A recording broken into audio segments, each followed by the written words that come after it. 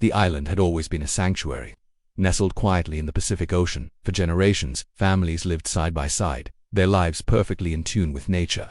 Each morning the sun rose over the fields and the air carried the scent of fresh crops. People worked together, growing rice, harvesting vegetables, and living peacefully in rhythm with the land. The island had everything: plenty of food, rich soil, and the calm that comes with a life well lived.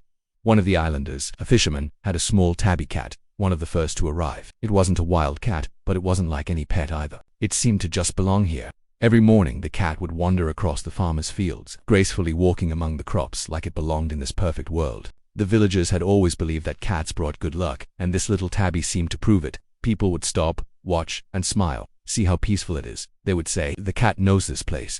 The cat, with its soft fur and calm demeanor, quickly became a symbol of harmony. People felt safe knowing it roamed through their farms, its quiet presence reminding them of the peace they'd worked so hard to build. Farmers would often pause, lean on their tools, and watch it chase after a small bird or rest under the shade of a tree. It was as if the island itself had gifted them this guardian. But there was a change, one that no one had anticipated. A few weeks into this peaceful rhythm, something began to stir.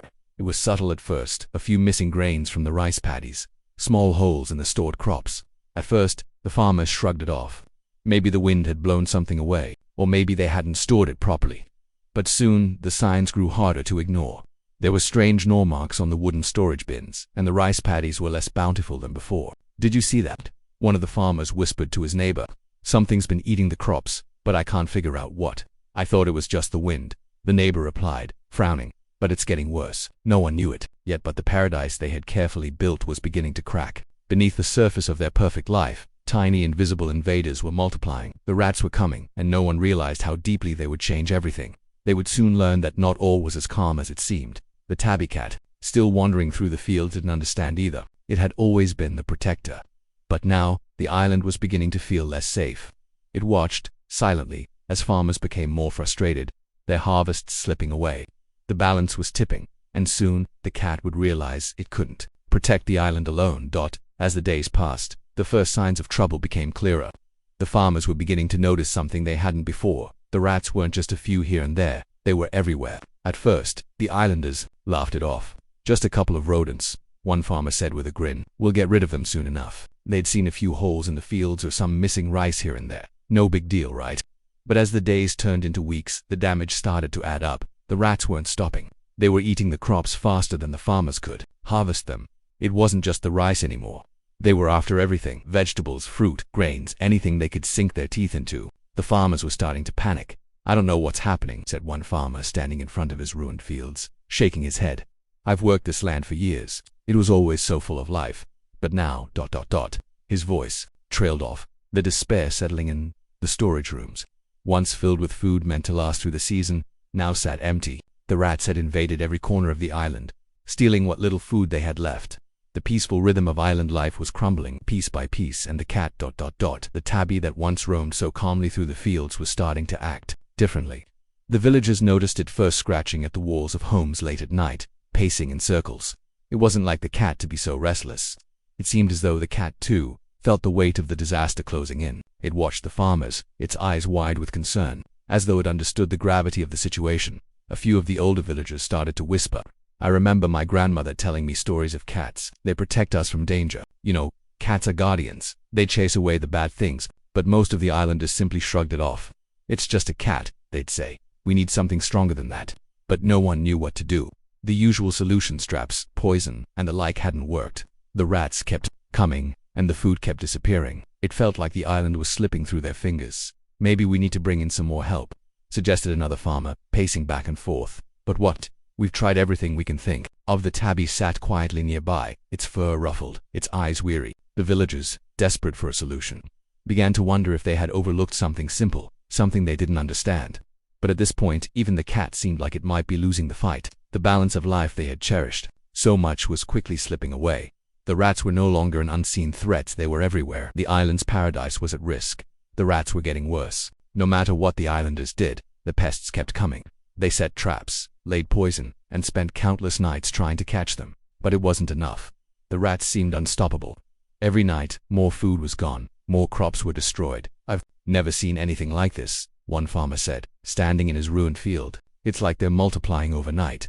The islanders felt the weight of desperation settling in. It wasn't just about food anymore, it was about survival. Their crops, once healthy and abundant, were disappearing, and the harvest season was only getting closer. The future seemed uncertain, and fear was creeping in. In the midst of all this chaos, the tabby cat began to play a bigger role. It was seen more often now wandering the fields, sitting in the storage areas where food was kept. At first the villagers thought it was just a curious animal, but then they saw something change in its behavior. It started hunting, not just for food, but actively stalking the rats. One night a farmer watched the cat crouch in the shadows, its body low to the ground, eyes fixed on a rat. In one swift movement, the cat pounced, catching the rat in its jaws. The farmer's eyes widened. "Did you see that?" he asked, looking at his neighbor. "It's actually hunting them." "It's just a cat," the neighbor replied, unsure. "It's not going to stop the whole problem." But the more they watched, the more they began to wonder. Could this cat be the answer? Could something so simple help solve the disaster they were facing? The islanders had always seen the cat as a peaceful companion, but now it seemed to have a new role. The cat, once a symbol of calm, was turning into a protector. Still, skepticism hung in the air. "We need real help," one farmer said, "not just a cat." The islanders met to discuss their next steps, and that's when an elderly fisherman spoke up. His voice was calm, but there was a certain wisdom in it. "My grandfather always said cats could solve problems like this," he began. "They protect our homes from pests. Why not bring in more cats?" The room went quiet. "More cats?" one of the farmers asked, skeptical. "You think that'll solve everything?" The fisherman nodded. "If we bring in enough, they'll help control the rats. It's worked before." There was a long silence before another farmer spoke. "We don't have many options left." And so, reluctantly, the islanders agreed. They would try bringing in more cats. The idea seemed strange, even impossible, but their frustration outweighed their doubts. With the future of the island hanging in the balance, they decided to give it a shot. Little did they know, they were about to embark on a journey that would change their lives forever. The decision was made. The islanders, exhausted and desperate, agreed to bring in 1,000 cats from nearby islands. The elderly fisherman's words echoed in their minds. "If we have enough cats, they can help us fight this." They didn't have many options left. The rats were taking everything, destroying their crops, stealing their food, and nothing else had worked. As the cats arrived, the islanders' emotions were mixed. Some looked on with hope, believing these creatures could be the answer. Others were skeptical. 1,000 cats, one farmer muttered, shaking his head. "What's that going to do? It's just another gamble." The cats, once placed on the island, scattered in every direction. At first, their presence didn't seem to make much of a difference. They prowled the fields and the storage rooms, but the rats were still everywhere. The islanders watched, some hopeful, others doubtful, as the cats began their hunt. But after a few days, the first signs of success appeared. One morning a farmer woke up to find his rice fields mostly untouched. "I can't believe it," he whispered. "The rats didn't get to them last night." More farmers started to notice the same. The cats, though slow to act, were beginning to make a difference. They were catching rats in the fields and around the homes. For the first time in months, there was a glimmer of hope, but not everyone was convinced. "It's too early to say," one of the older villagers said. "We've seen some progress, sure, but it could just be a fluke. What if the rats come back in force?" Another farmer nodded. "And what about the other animals? What's going to happen if we bring in so many predators? This could be a bigger mess than the rats ever were." The uncertainty was still there, lingering in the background. Yes, the cats were making a difference, but was it enough? Was it even the solution? The islanders began to realize that even though things seemed to be improving, there were many questions still left unanswered.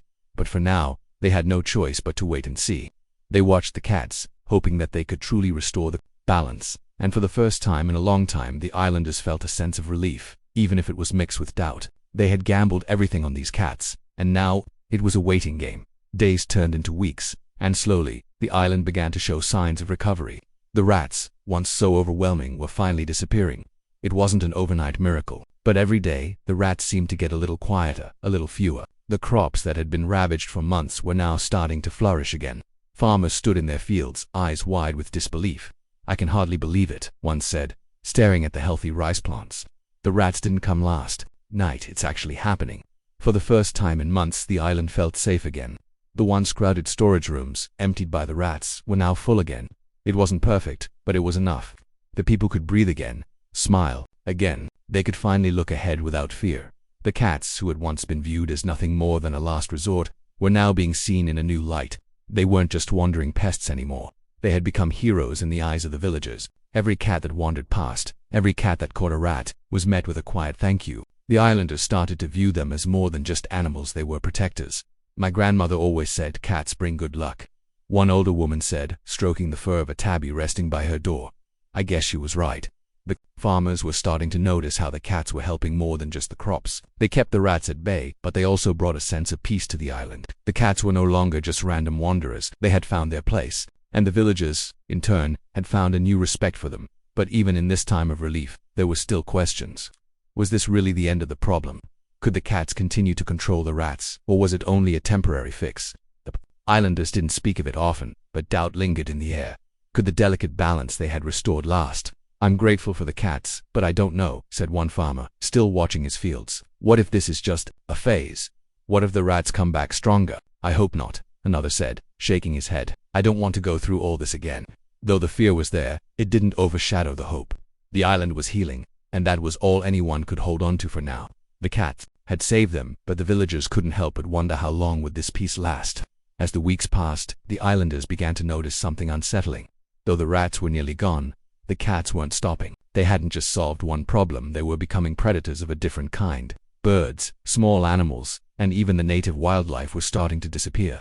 The once thriving bird populations were dwindling, and the air that had been filled with the songs of birds now felt eerily quiet at first. It was hard to pinpoint exactly what was happening. The cats were still hunting rats, but it seemed like they were moving on to whatever else they could catch.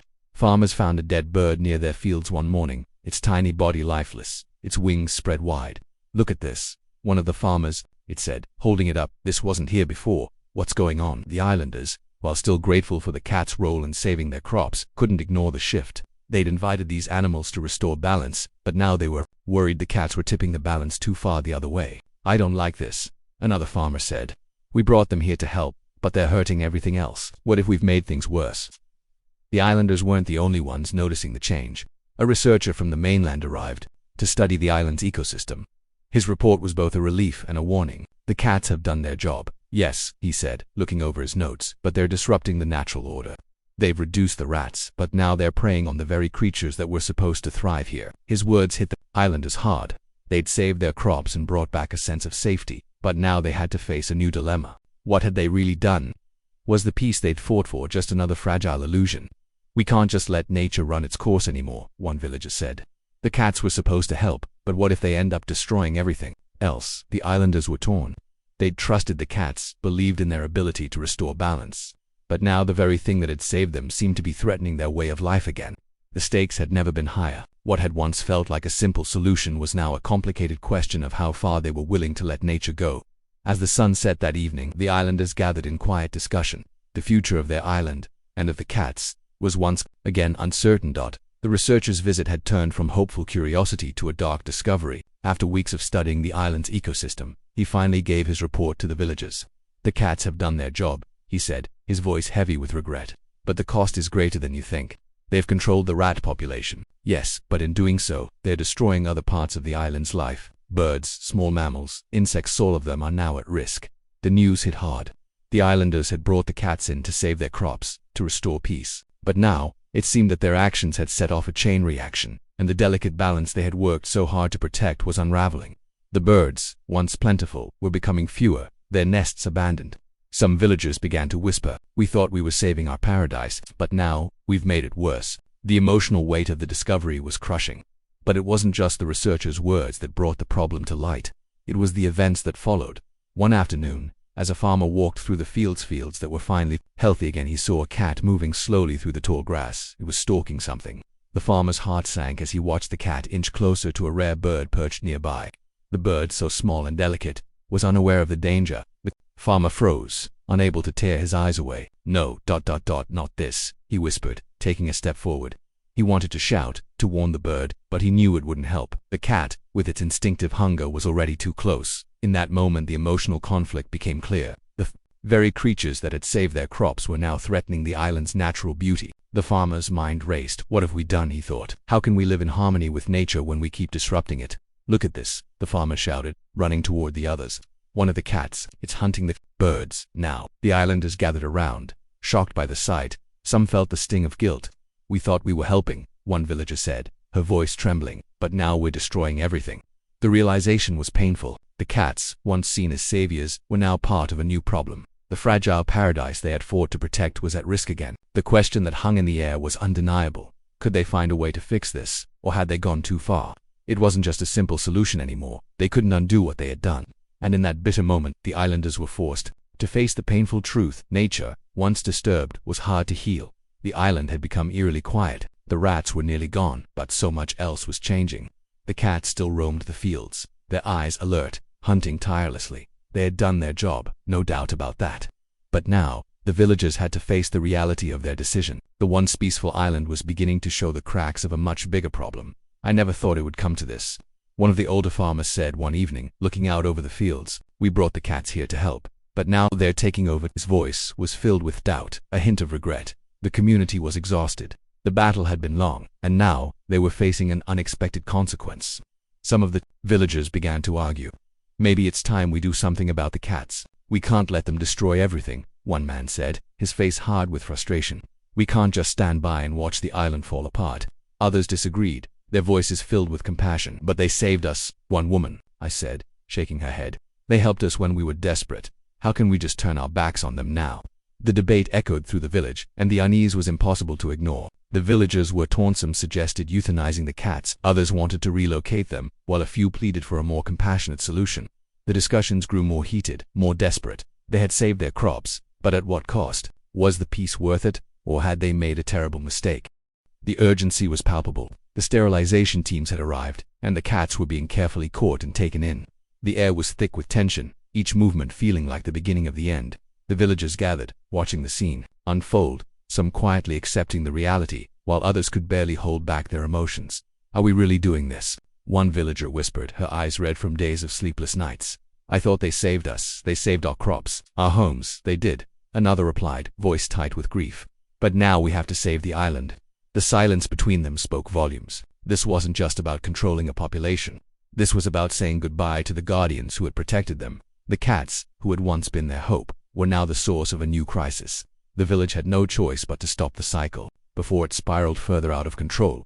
Among the crowd, a young child stood watching, clutching a small, scruffy cat close to her chest. The child's family had been saved by the cats. Her father's crops were now safe. Her mother's storerooms filled again. These cats had been more than animals to her. They were heroes. As the last cat was taken, the child's lip quivered. She ran forward, tears streaming down her face. No, don't take her, she cried, holding onto the cat as if her very life depended on it. The woman holding the cat gently pried her away. Honey, we have to let her go. It's for everyone's good, the woman said softly, her own heart breaking at the sight of the child's pain. But she saved us, the child wailed. She's our protector. Don't take her. The child's cries echoed in the village. But the decision was final. The villagers knew they had no choice, but it didn't make the pain of the moment any easier. The cats had given everything to keep the island safe, and now they had to be stopped to ensure the island's survival. As the last cat was taken away, the islanders stood in a heavy silence. It felt like an era was ending. The cats had been their guardians, but now they were leaving, and though the islanders understood it was necessary, the grief of the loss settled deep in their hearts. The last generation of cats had lived their lives, their once vibrant presence fading with each passing day. The sterilization efforts had succeeded in controlling their numbers, but now the inevitable was here, the final farewell. The cats that had once been the island's protectors, the silent guardians of their peace, had grown old. Their once eyes were now clouded, their once quick paws slowed with age, and soon they would be gone. The island had transformed in their absence, not just physically, but emotionally. The once thriving cat population had diminished to a handful, and each one was nearing the end of its life. The villagers watched in silence as the cats, now part of history, laid down in their familiar spots under trees, on the steps of homes, in fields where they had once chased rats. It's strange, one villager said quietly, watching a cat. We'll sleep peacefully in the sun. They gave us so much.